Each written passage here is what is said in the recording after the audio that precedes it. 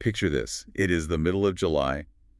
The heat is just absolutely shimmering off the pavement outside. Oh, yeah, the worst possible time for it. Right. And you are standing in your living room just staring at a very apologetic-looking technician in a polo shirt, and they have just delivered the bad news. The AC is dead. Completely dead, beyond repair and the replacement.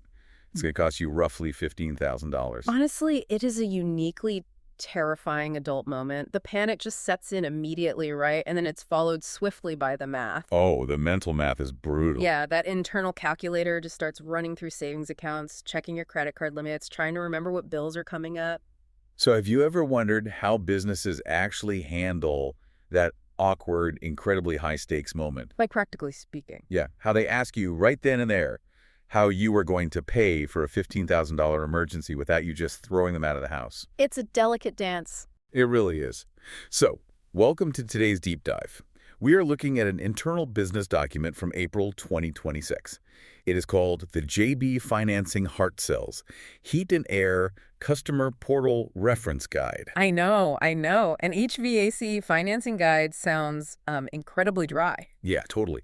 But this is actually a fascinating hidden playbook. It really is. It reveals the invisible financial machinery that kicks into gear the literal second we need to make a massive, unplanned purchase for our homes. It's a remarkable document because, I mean, this isn't just about air conditioners or water heaters. It's a perfect case study in how modern point-of-sale marketplace financing actually functions on the back end. Right. It offers a masterclass in consumer psychology, risk management, and, well, the subtle art of closing a massive sale without making the customer feel cornered. Okay, let's unpack this. What exactly is JB financing? Because according to this guide, when a customer needs to finance an HVAC system or like an extended warranty, they aren't handed a generic bank brochure and told to go figure it out themselves. No, definitely not. They are directed to a very specific co-branded portal. The URL is literally jbfin.lending.online/Hartzell's Heat Air. But it's not one bank.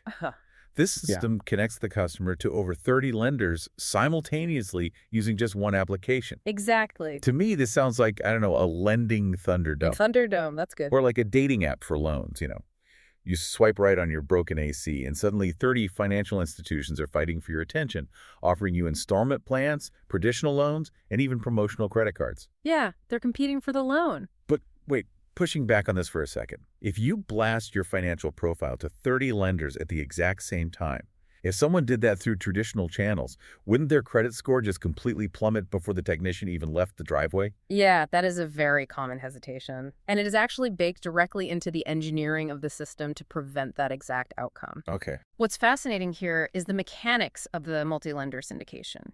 We are dealing with a highly sophisticated API layer. Right. So when a consumer fills out that mobile-friendly application on the portal, the system isn't initiating 30 separate inquiries. It is generating a tokenized proxy of the applicant's credit profile using a soft pull. Oh, okay. So it's essentially pulling the data once and acting as a shield between the consumer and all those lenders. Exactly. The API acts as a secure digital middleman. It takes that proxy profile and broadcasts it across the network of 30-plus lenders. Got it. The lenders' automated underwriting algorithms evaluate the tokenized profile rather than pinging the credit bureaus individually. They run the proxy data through their proprietary risk models in milliseconds. Milliseconds? That's wild. And if the model determines the profile fits their target risk-adjusted return, they return a pre-qualified offer. And then the consumer just sees all these real offers side by side. The rates, the terms, the monthly payments. Yep. And it takes just a few minutes. It happens in 4 simple steps. You fill out the application, view the offers, select the best fit, and finalize. And there's no catch. It carries absolutely no obligation. Only when the consumer selects a specific offer and moves to finalize the agreement does that chosen lender execute the formal hard inquiry to underwrite the actual loan. So you get all the benefit of a highly competitive marketplace without the penalty of shopping around. Right. You aren't penalized just for looking. And you aren't sitting there filling out a mountain of paperwork while the technician just waits in their van. Yeah. You're just scrolling through options on your phone like you're shopping online. It's meant to be seamless. But here's where it gets really interesting. Once we look past those syndication mechanics, the sheer scale of the numbers in this document's key term section is just wild. Oh, the caps are huge. Yeah. The maximum loan amount you can get through this portal is $100,000. Yep. And the maximum repayment term is 240 months. That is 20 years. It's a long time. 20 years. That is a longer term than a lot of standard home improvement loans and way longer than most auto loans. Yeah. I have to wonder, like, who on earth is financing a residential air conditioner for 20 years? Or dropping 100 grand on a home HVAC setup? It does sound absurd on its face, I agree.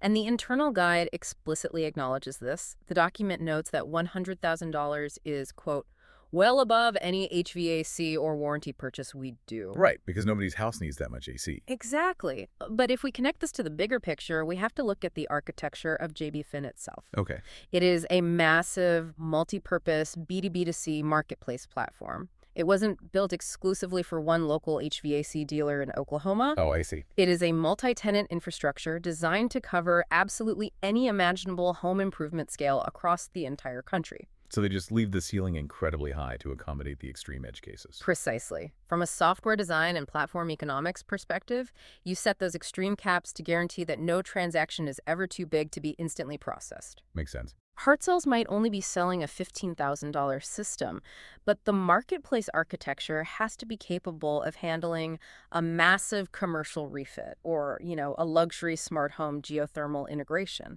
And they want to do that without the software ever rejecting the transaction for being too large. Right. Building one ubiquitous platform is vastly more cost-effective than building bespoke software for different tiers of businesses. And I guess the 20-year term exists because at a certain price point, spreading the cost out over 2 decades is literally the only mathematical way to keep the monthly payment palatable for the borrower. Exactly. It is a blanket safety net built into the code. The platform developers provide the maximum possible bandwidth, and the individual merchants just use whatever fraction of it they actually need. So they are plugging into a massive financial grid, even if they only need enough power to turn on a lamp. That's a great way to put it. But that massive capacity actually highlights how Hartzell uses this tool day to day. Because, as we said, they are not selling $100,000 systems. No, they are not. According to the guide, their primary use case for this multi-lender syndication engine isn't even the main air conditioning unit. Right. It's the warranty. JB Fin is actually the financing arm of JB Warranties. Hartzell uses this portal primarily so customers can finance the extended service agreement entirely separately from the main invoice. Yeah, and we are getting into the sophisticated application of mental accounting here. Oh, I love mental accounting. By separating the warranty from the core capital expenditure, the business is completely altering how the consumer perceives the cost. It totally reminds me of buying a car. You sit in the dealership, you negotiate the price of the vehicle, you get your auto loan sorted. And then comes the finance office. Yes. At the very end, the finance manager tries to sell you the extended warranty. And if they slap another $3,000 onto your auto loan right there, the sticker shock ruins the deal. The payment crosses a psychological threshold. Exactly. But if they put that warranty on a completely different payment plan, so it doesn't inflate your primary loan, suddenly it doesn't feel as painful. Because it is about isolating the psychological friction. Behavioral economics tells us that consumers categorize their money into different mental buckets. Right, like different imaginary accounts in our heads. Exactly. A major home repair hits the emergency capital bucket. An ongoing warranty might hit the monthly maintenance bucket. And the document lays this out with highly strategic numbers. What kind of numbers? Well, consider a consumer buying a geothermal system. The guide states that a system could cost anywhere from $15,000 to $30,000. Which is an enormous financial commitment. Massive. So trying to add the JB Warranties Parts and Labor Plus plan on top of that specific invoice is incredibly risky for the salesperson, because for a geothermal system, that 10-year plan costs $1,409. Oh, yeah, if I am already sweating over a $30,000 bill, asking for another $1,500 might cause me to reconsider the entire project. Exactly. The perceived marginal cost of that warranty feels overwhelmingly high when attached to an already stressful number. So by unbundling it and running it through the JB Fin portal? It becomes a completely separate, manageable decision. The brain processes it differently. The guide gives another example for a central AC 10-year plan. Okay. The upfront cost is $1,479. But through the portal, they can stretch that out over 120 months. So the customer is no longer looking at a $1,500 lump sum. What are they looking at? They are looking at $12 to $15 a month. Wow. $12 to $15 a month is the cost of a Netflix subscription. Exactly. You take a massive, scary number and you just shrink it down to streaming service money. And it is effective across the entire product line. The guide even mentions a 10-year plan for a water heater that only costs $329. Which seems so small to finance. But they note it's an easy approval, small loan.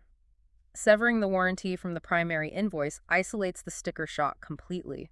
You secure the recurring revenue of the warranty and protect the consumer's investment without compounding the perceived debt burden of the main purchase. It is brilliant compartmentalization. So the primary use case is this highly strategic unbundling of the warranty to maximize attach rates. Yes. But the guide also details a secondary use case. And this is where we pivot from consumer psychology to pure business survival. Which is crucial in retail. Right. What happens when the customer needs help financing the actual $15,000 system itself, but traditional lending avenues fail? Well, the reality of the retail environment is that a significant portion of the consumer base does not possess prime credit profiles. Right. Not everyone has perfect credit. The macroeconomic environment constantly shifts, and local businesses are really on the front lines of those credit contractions. So what does this all mean? The guide notes that Hartzell uses primary lenders for the big stuff. They list Synchrony, Wells Fargo, and WiseTac. Yep. And those traditional banks require higher credit scores and more pristine financial histories. If a customer gets declined by Wells Fargo, JB Fin acts as the ultimate backup net. The safety net. Because this marketplace syndicates to lenders who approved credit scores all the way down to roughly 590. It means they save the sale. There's a crucial bolded quote in this text. We don't lose the sale because one lender said no.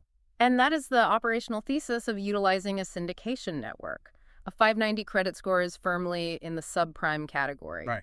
Traditional prime lenders like Wells Fargo or Synchrony operate on tight margins and very low risk tolerances. They want prime borrowers. Obviously. But within that network of 30-plus lenders on the JB Fin portal, there are specialized institutions that actively seek out subprime yields. Ah, so they want those loans. They do. They price the risk accordingly. The interest rates will be significantly higher to offset the statistical probability of default, but the capital is available. And from the perspective of Hartzell, the funding source is irrelevant as long as the capital clears and the unit can be installed. Exactly. But what really stands out to me in the document is the human element that immediately follows that strategy. Yeah. Because getting declined for credit is, well, it's embarrassing.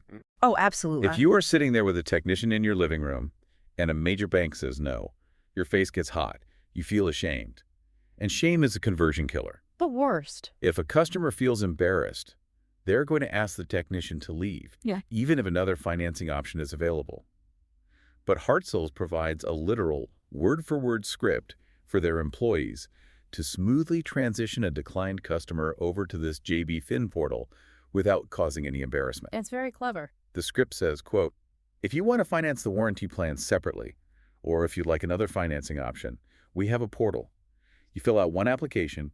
It's a soft pull, so it won't affect your credit score. And you'll see all the offers available to you from 30-plus lenders. It's so casual. It's incredibly casual. It neutralizes the shame of the rejection by framing it as just a standard operating procedure. It reframes a denial from a personal financial failure into an opportunity to explore a wider marketplace. It gives the customer their dignity back while simultaneously keeping the revenue in the pipeline. Right. But this raises an important question. How do you manage expectations when funneling subprime credit profiles into a multi-lender network? Because they still might get denied. Exactly. The risk of an ultimate denial is still very real, even with 30 lenders looking at the file. And this is where the guide pivots to the mandatory disclosures. The essential fine print to keep everyone legally and emotionally grounded. Yeah. The guide explicitly instructs employees to share this disclosure if asked. Not all applicants will pre-qualify for loan offers. All rates, fees, and terms are presented without guarantee. There is no guarantee you will be approved. Got to cover their bases. Right, because what this marketplace does is present pre-qualified offers based on the proxy data from that soft pull. The ultimate underwriting, the final verification of income, debt-to-income ratios, and credit history still happens with whichever final lender the customer chooses. So the marketplace is powerful, but it is basically a sophisticated matchmaking service. Yes, exactly. It cannot magically manifest capital if the borrower's risk profile exceeds the threshold of every single lender in the network. But they want to make sure the customer feels safe during that matchmaking process, regardless of their credit score, which is why the integration is so deep. It's everywhere. The guide emphasizes that this portal URL dash, again, jdfin.lending.online/Hartzell's heat air has to be placed everywhere. It goes on the invoices.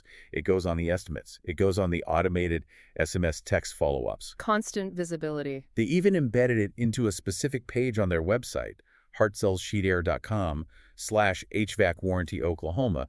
And when the customer clicks it, they don't see some generic sterile banking page. They see the Hartzell's logo sitting right next to the JB Financing branding. Which is key. Co-branding is a vital mechanism for reducing friction. Trust is incredibly fragile, especially when consumers are asked to input sensitive financial data on a mobile device. Oh yeah, if I click a link and it takes me to a site I don't recognize, I'm out. Right. If a local business you trust suddenly redirects you to an unfamiliar third-party URL, the abandonment rate spikes. Consumers become wary of phishing scams or data harvesting. So by keeping the Hartzell's logo persistently visible at every step of the funnel, the marketplace borrows the local trust the business has built over years. Exactly, and applies it to this massive financial engine. The consumer feels like they are still dealing with the local folks in the polo shirts, even as their data is being routed to 30 different national lenders. Okay, let's look at the journey we just took. We started with what looked like a simple, dry financing link.